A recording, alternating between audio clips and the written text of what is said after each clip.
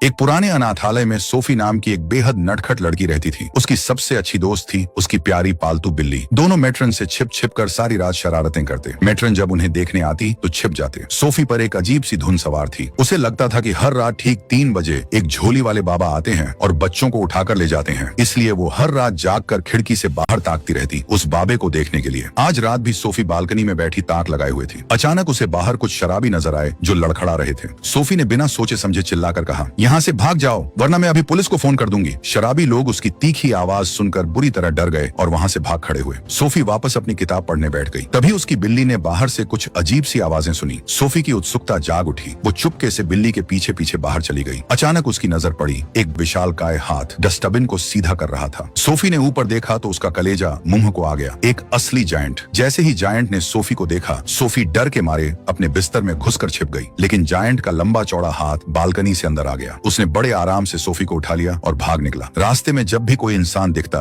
Giant चालाकी से छिप जाता। शहर की सीमा पार करते ही उसकी रफ्तार हवाई जहाज से भी तेज हो गई। सोफी चाहकर भी कुछ नहीं कर पाई। जायंट ऊंची ऊंची पहाड़ियों पर छलांग लगाता हुआ बादलों को चीरता हुआ अपनी दुनिया में पहुंच गया। अपने घर की गुफा में पहुंचकर जायंट ने सोफी को एक खूंटी पर टांग दिया, जैसे कोई खिलौना टांग दिया हो। फिर वो खाना बनाने की तैयारी में लग गया। सोफी चुपके से झोली से बाहर निकली और दबे पांव खिड़की की तरफ बढ़ी। उसने पूरा जोर लगाकर खिड़की को धक्का दिया, लेकिन वो विशाल खिड़की हिली तक नहीं। तभी उसका पैर फिसल गया और आवाज हुई। जायंट ने तुरंत मुड़कर देख लिया। उसने गंभीर स्वर में चेतावनी दी, यहाँ से भागने का कोई रास्ता नहीं है बच्ची। सोफी डर के मारे कांप रही थी। उसने हिम्मत करके पूछा, ये कौन सी जगह है? कहीं आप मुझे खा तो नहीं जाएंगे? जायंट जोर से हंस पड़ा और बोला, मैं तो शाकाहारी हूँ, मुझे मांस बिल्कुल नहीं खाना। तभी बाहर से कई और जायंट्स के जोर जोर से हंसने की आवाजें आने लगी। सोफी और भी ज्यादा डर गई। बूढ़ा जायंट बोला, ये जायंट्स की दुनिया है, यहाँ ज्यादातर जायंट मांसाहारी हैं। वो मेरे से दुगने लंबे चौड़े हैं। सोफी ने डरते डरते पूछा, क्या वो भी आपकी तरह अच्छे हैं? बूढ़ा जायंट ने सिर हिलाया, नहीं, वो बहुत खतरनाक हैं, इंसानों को देखते ही निगल जाते हैं। फिर उसकी आवाज में दया झलक आई। मुझे तेरे माता पिता के लिए बहुत बुरा लग रहा है। सोफी ने धीरे से कहा, मेरे माता पिता नहीं हैं, आप मुझे अनाथालय से उठाकर लाए हैं। बूढ़े जायंट ने पूछा, क्या तुम वहाँ खुश थी? सोफी की आंखें भर आईं। उसने बताया कि बिल्कुल भी नहीं। मेट्रन बहुत जालिम थी, बात बात पर मारती पीटती थी, बच्चों को तहखाने में बंद करके सजा देती थी। ये सुनकर बूढ़े जायंट को सोफी पर बहुत तरस आया। सोफी ने तुरंत पूछा, अगर आपको इतना बुरा लग रहा है तो फिर आप मुझे यहाँ क्यों लाए? जायंट ने गहरी सांस ली और बोला, मैं तुझे लाना नहीं चाहता था, लेकिन मजबूरी थी। मुझे डर था कि तू चीख चीख कर सबको बता देगी कि तूने एक जायंट देखा है। फिर इंसान मुझे ढूंढ निकालते, पकड़ लेते और मेरी दुनिया का पता लगा लेते। वो यहाँ आकर सब तबाह कर देते। सोफी गिड़गिड़ाने लगी, मैं किसी को कुछ नहीं बताऊंगी, प्लीज मुझे जाने दो। लेकिन जायंट ने सख्ती से कहा, मुझे तुझ पर भरोसा नहीं है, अब हम दोनों की जिंदगी यहीं गुजरने वाली है। सोफी ने जिद करते हुए कहा, मैं यहाँ से भाग जाऊंगी, आप मुझे नहीं जानते, मैं हजारों बार अनाथालय से भाग चुकी हूँ। जायंट ने गंभीर होकर जवाब दिया, जिद मत करो बच्ची, मेरे बिना इस गुफा से बाहर निकलने की कोशिश भी मत करना, बाहर के जायंट तुम्हें देखते ही खा जाएंगे। इसके बाद बूढ़े जायंट ने उसे नाव के क्रोज नेस्ट के ऊपर बैठा दिया ताकि वो सोकर अपनी थकान मिटा सके। फिर बूढ़े जायंट ने बैग से एक शीशे का जार निकाला। जार के अंदर एक अजीब सी चमकती हुई नीली चीज घूम रही थी। सोफी ने उत्सुकता से पूछा, ये क्या है? जायंट बताता है कि उसके अंदर सपने हैं, वो रहस्यमय होते हैं और सोते हुए लोगों की तलाश में लगे रहते हैं। सोफी हैरान रह गई कि सपने बोतल के अंदर कैद कैसे हो सकते हैं। वैसे भी उसे कभी नींद नहीं आती थी और सपने देखने का हाल तो वो जानती ही नहीं थी। बूढ़ा जायंट मुस्कुराया और सोफी के बुक से एक कहानी सुनानी शुरू की। सोफी हैरान रह गई कि वो पढ़ना भी जानता है। कहानी सुनते सुनते कब सो गई उसे पता ही नहीं चला। बूढ़ा जायंट चुपके से उठा, अपना बैग लिया और गुफा के बाहर निकल गया। बाहर एक बहुत गहरी झरना बह रही थी। झरने के पार जाने के लिए जायंट ने पहले से ही एक खास रास्ता बना रखा था, एक लकड़ी का पुल जो एक बड़े लिवर से नियंत्रित होता था। जायंट उस पार गया और वापस लिवर को खींचकर पुल को ऊपर उठा दिया। इसके बाद उसने एक बड़ा सा पहिया घुमाया जिससे एक गुप्त गुफा का दरवाजा खुल गया। उसके अंदर उसने हजारों सपनों के जार छिपा रखे थे। उसने लाल सपनों के जारों में से एक को खींचकर निकाला और उसके साथ कुछ किया। उसी पल सोफी जाग उठी। उसने नीचे झांक कर देखा तो बूढ़ा जायंट खर्राटे लेकर सो रहा था। सही मौका देखकर वह गुफा से भाग निकली, लेकिन कुछ दूर जाते ही एक विशालकाय जायंट ने उसे पकड़ लिया। वह अपनी जान बचाने के लिए चिल्लाई, लेकिन बूढ़े जायंट ने उसे मुसीबत में देखकर भी मदद नहीं की। वो जायंट सोफी को निगल गया। डर के मारे सोफी की नींद टूट गई। उसे समझते देर नहीं लगी कि यह सपना उसे बूढ़े जायंट ने ही दिखाया है ताकि सोफी बाहर जाने की गलती न करे। बूढ़ा जायंट उसकी बातें सुनते सुनते ककड़ी का शरबत पी गया। ये शरबत उनकी सारी गैस और थकान एक ही झटके में बाहर निकाल देता था। तभी उनकी बड़बड़ाहट सुनकर सोफी के सपने वाला वह विशालकाय जायंट सचमुच वहां आ धमका। कदम रखते ही उसे इंसान की गंध आने लगी। सोफी डर के मारे एक ककड़ी के पीछे छिप गई। वह राक्षस उसे चारों ओर ढूंढने लगा। उसे भटकाने के लिए बूढ़े जायंट ने पहले उसे पानी से डराने की कोशिश की, फिर बातों में उलझाकर उसकी जख्मी उंगलियों का इलाज करने लगा। सोफी जान बचाने के लिए खोखली ककड़ी के अंदर जा घुसी। वैसे तो उस विशालकाय राक्षस को सब्जियों से घृणा थी, लेकिन आज उसे उस ककड़ी के भीतर से इंसानी खुशबू आ रही थी। जैसे ही उसने खाने के लिए वह ककड़ी उठाई। बूढ़े जायंट की नजर सोफी पर पड़ी। वह तुरंत लपक कर जायंट से लटक गया और चिल्लाया, अरे तुम तो मांसाहारी हो और मांसाहारी राक्षस सब्जियां नहीं खाते। यह सुनते ही विशालकाय जायंट ने घृणा में ककड़ी फेंक दी और उसे अपने पैरों से कुचलना चाहा। बूढ़े जायंट ने उसे फुर्ती से रोका और पीने के लिए ककड़ी की शरबत की तरफ इशारा किया। शरबत पीते पीते वो जायंट बूढ़े जायंट को धिक्कारता गया कि तुम तो जायंट के नाम पर कलंक हो। सोफी की जान तो जैसे तैसे बच गई, लेकिन अब वह पूरी तरह से ककड़ी के रस में सन चुकी थी। बूढ़े जायंट ने उसे अपनी विशाल हथेली पर उठाया और नहलाने ले गया। वहां उन गुफाओं के भीतर हजारों हजार की संख्या में सपने कांच के जार में कैद थे। सोफी के लिए यह नजारा किसी चमत्कार से कम नहीं था। जायंट ने सोफी को नहलाया, भट्टी की गर्माहट के आगे उसे सुखाया और पहनने के लिए साफ कपड़े भी दिए। इसके बाद उसने एक खोखले पेड़ के तने को फूंक मारकर साफ किया और उसके अंदर सोफी का बिस्तर लगा दिया। लेकिन जब उसकी नजर सोफी के जैकेट पर पड़ी तो पता नहीं क्यों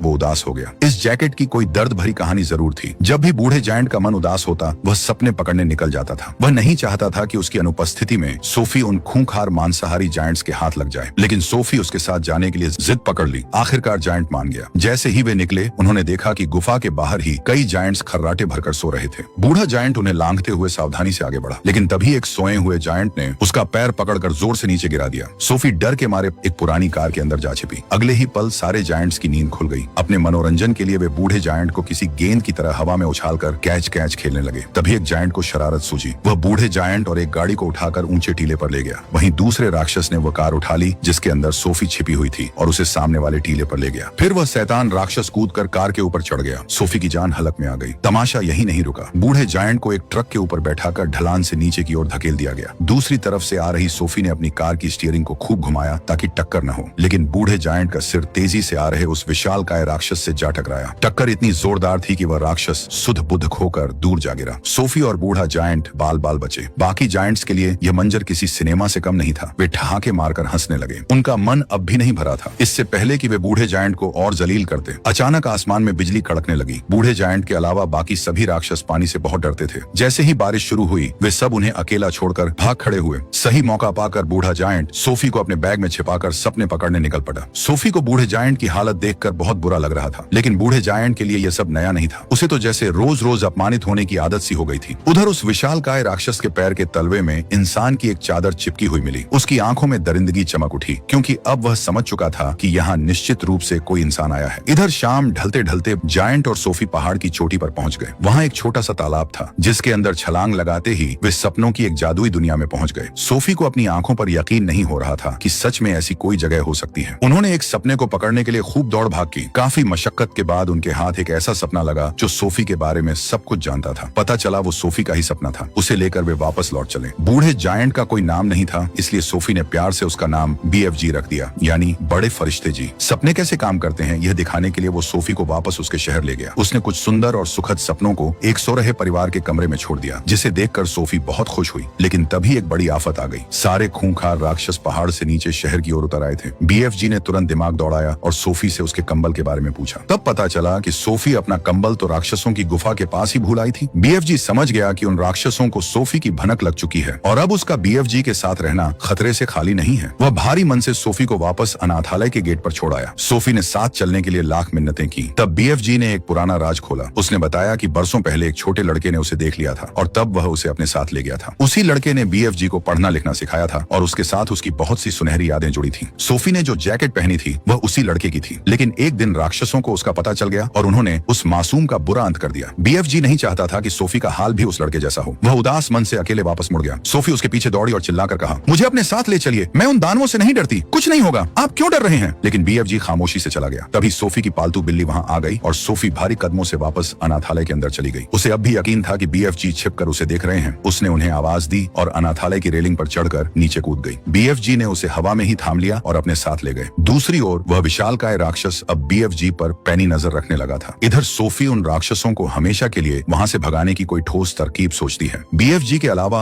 वहां 9 खूंखार राक्षस थे जो एक साथ गुफा के बाहर आकर गरजने लगे। BFG ने तुरंत सोफी को खोखले पेड़ के तने में छिपा दिया, लेकिन हड़बड़ी में सोफी का चश्मा वहीं बाहर गिर गया। तभी वे सारे राक्षस एक बड़ी छतरी लेकर झरने के पानी से बचते हुए गुफा के अंदर घुस आए। BFG ने सही समय पर सोफी का चश्मा तो छिपा लिया, लेकिन उन दानवों की मनमानी को नहीं रोक सका। राक्षसों के सरदार ने सबको सोफी के कंबल की गंध सुंघाई, जिसके बाद वे पूरी गुफा में तोड़फोड़ मचा दिए। सोफी उन खूंखार राक्षसों से छिपती रही और कई बार उनके चंगुल में फंसते फंसते बाल बाल बची। अंत में अपनी जान बचाने के लिए वह पानी महारानी की एक छोटी नहर में जा छिपी। वहाँ भी सरदार को उनकी गंध आ गई। सोफी अपनी चतुराई से रास्ता बनाते हुए एक दूसरे खोखले पेड़ के तने के भीतर जा पहुंची। यह वही जगह थी जहाँ वह लड़का रहा करता था जिसे BFG सोफी से पहले यहाँ लेकर आए थे। वहाँ ढेरों ड्राइंग्स बिखरी हुई थी। उन तस्वीरों को देखकर साफ समझा जा सकता था कि BFG और उस लड़के के बीच कितनी गहरी और अटूट दोस्ती थी। उन यादों को टटोलते हुए सोफी की नजर अचानक इंग्लैंड की महारानी की एक पुरानी तस्वीर पर। उसे देखते ही सोफी के दिमाग में बिजली की तरह एक शानदार विचार कौंध गया। इधर उन राक्षसों ने BFG की सालों की मेहनत से जमा किए गए सपनों के हजारों जार तोड़ दिए। अपनी मेहनत को बर्बाद होते देख आखिरकार BFG का खून खौल उठा। उसने जलती हुई लकड़ी से दानवों को दागना शुरू किया और उन्हें पानी से डराकर वहां से भगा दिया। इस घटना के बाद सोफी को एक तरकीब सूझी। उसने BFG से इंग्लैंड की महारानी के लिए एक डरावना सपना तैयार करने को कहा। उस सपने में वे 9 दानव दिखने चाहिए थे जो बच्चों को उठा ले जाते हैं। सोफी ने उस सपने में अपना